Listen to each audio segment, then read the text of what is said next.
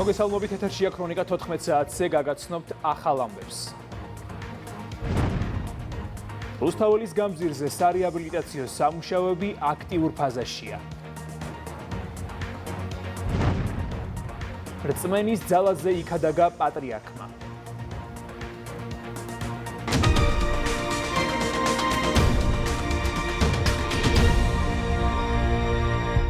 ქუთაისის ზესტაფონის გზაზე სოფელ არგვეთასთან ავტობუსი გზიდან გადავიდა და ამობრუნდა. გავრცელებული ინფორმაციით 13 მგზავრი დაშავდა, რომლებიც ზესტაფონის საავადმყოფოში გადაიყვანეს.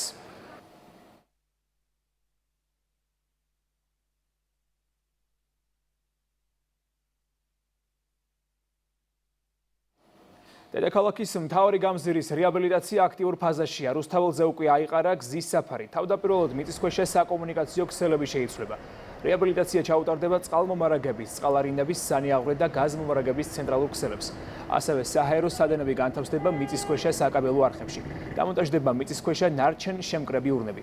განახლდება გზის სავალი ნაწილი და ტროტუარები, დაიგება ასფალტის საფარი. შეიცვლება გარე განათების ქსელი, დამონტაჟდება თანამედროვე LED განათების სისტემა. ჩატარდება გამწვანების სამუშაოებიც, მოეწყობა მიწის ზედა ქვეითა გადასასვლელები. დამონტაჟდება ახალი საგზაო ნიშნები და დაიხაზება ჰორიზონტალური მონიშნები. გამზირის ინფრასტრუქტურა სრულად იქნება ადაპტირებული. სამუშაოები ნოემბრის ბოლოს უნდა დასრულდეს.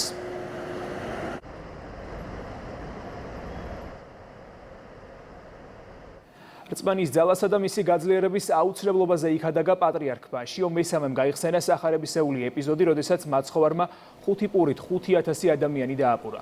უწმინდესმა ლიტურგია სამების საკათედრო ტაძარში მღვდელმთავრებთან ერთად აღავლინა.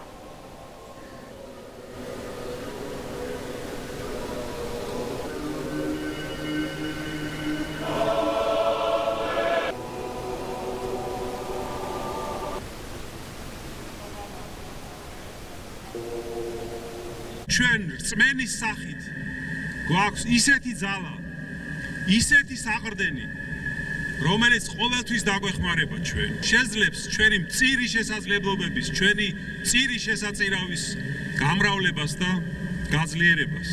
უფლის რწმენა ჩვენს გულში ეს არის გასაღები, რომელიც ხსნის ჩვენთვის საღვთო სიკეთეების დიდ საუნჯეს. გვმართებს რომ ვილოცოთ და ვთხოვოთ უფალს რომ გაგვიძლიეროს ჩვენ რწმენა. რუსებმა უკრაინის ქალაქ კრივი-რიგში სავაჭრო ცენტრი დააბომბეს. თავდასხმის ამსახველი კადრები ტელეგრამ არხებზე ვრცელდება. უკრაინული მედიის ინფორმაციით თავდასხმა შაჰიდის ტიპის დრონებით განხორციელდა. დაღუპულთა და დაშავებულთა შესახებ დაზუსტებული ინფორმაცია ჯერჯერობით არ გავრცელებულა. აფეთქების სხვა ისმოდა კიევშიც. დედაქალაქის მერის ვიტალი კლიჩკოს თქმით, თავდასხმები შევჩენკოსა და სოლომენსკის რაიონებზე განხორციელდა.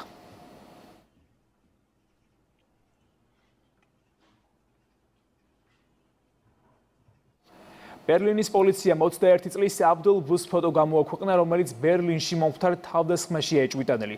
სამართალდამცველები მოსახლეობას მოუწოდებენ სიფრთხილე გამოიჩინონ, რადგანაც ეჭვიტანელი შესაძლოა შეიარაღებული იყოს. ასევე ცნობილი ხდება, რომ ის სავარაუდოდ ისლამისტურ წრეებთან არის კავშირში. თავდასხმა გვიან საღამოს ტირგატენის რაიონში პრაიდ ღონისძიებაზე განხორციელდა. ავტომობილი ხალხში შევარდა, რასაც 1 ადამიანი ემსხვერპლა და 16 დაშავდა.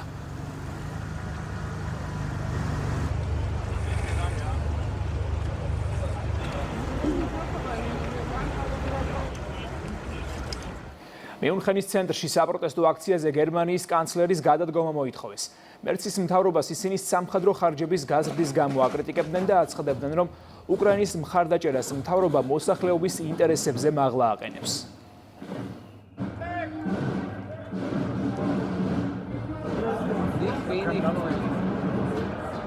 Gewalt hier im Umzug durchführt.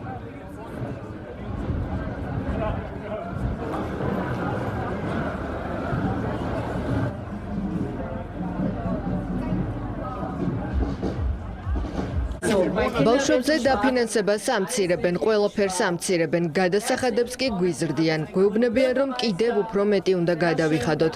მერცი უნდა წავიდეს, მიუნხენის ეს მწვანე მთავრობაც სასწრაფოდ უნდა წავიდეს. საპროტესტო აქციები გრძელდება ბულგარეთში. ბეზმერის ავიაბაზასთან შეკრებილმა მანიფესტანტებმა ქვეყანაში ამერიკული სამხედრო თვითმფრინავებისა და კონტინენტის განთავსების გეგმა გააპროტესტეს. აქციები მას შემდეგ დაიწყო, რაც ბულგარეთის მთავრობა ბეზმერის ავიაბაზაზე 8 ამერიკული თვითმფრინავისა და 250 სამხედრო მოსამსახურის დროებით განთავსებას დათანხმდა. მანამდე თეირანმა ბულგარეთის ხელისუფლება გააფრთხილა, რომ შეერთებულ შტატებს საკუთარი ტერიტორია ირანზე თავდასხმისთვის არ გამოაყენებინოს.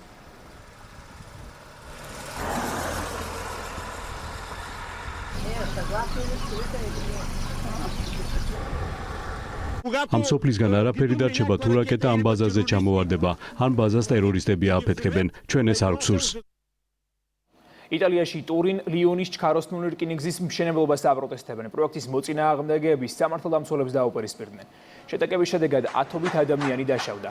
მათი უმრავლესობა პოლიციელია. მასობრივი არეულობის გამო შეჩერდა მატარებლების მოძრაობა, დროებით დაიკეტა ადგილობრივი ავტომაგისტრალიც. ლიონსა და ტურინ შორის ევროკავშირის მიერ მხარდაჭერილი ჩქაროსნული რკინიგზის პროექტი ალპებში 57 კილომეტრიანი გვირაბის მშენებლობას გულისხმობს. მისი ღირებულება 26 მილიარდ ევროდ არის შეფასებული.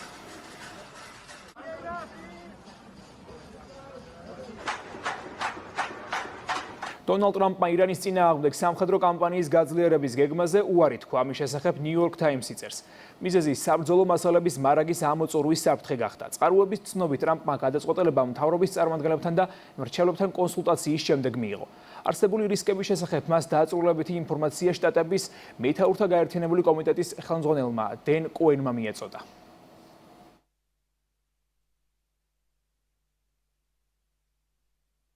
ამერიკელმა მომღერალმა კეტი პერიმ აღშფოთება გამოთქვა მას შემდეგ, რაც თეთრი სახლის წარმომადგენლებმა მისი ტრეიკი ფაიორიკ ირანზე სამხედრო დარტყმების ამსახველ ვიდეოში გამოიყენეს. შოკირებული და აღშფოთებული ვარ, ჩემი სიმღერა გამოიყენებინა ფონად თეთრი სახლის მიერ TikTok-ზე გამოქვეყნებული სამხედრო დარტყმების ამსახველ ვიდეოებში. მე ამას არ ვეთანხმები, ჩემთვის ეს არ უთხოვიათ და ამას არანაირად არ ვამართლებ, წერს მომღერალი სოციალურ ქსელში.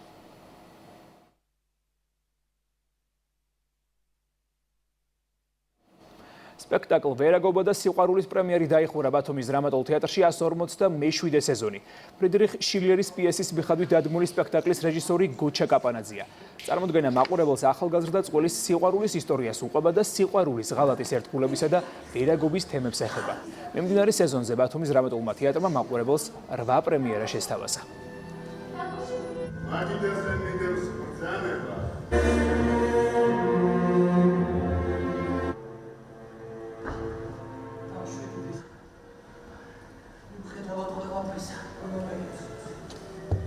არჩევლად თამაშობდნენ მსახიობები, შინაარსიც კარგი იყო და მართლა ხასում ასეთი დიალოგები ხშირი იყოს ბათუმის თეატრში. ძალიან მომეწონა ყველაფერი, შესრულებაც, მუსიკაც, ყველაფერი ძალიან კარგი იყო. ულოცავ პირველ რიგში თეატრს სეზონის წარმატებულ დახურვას.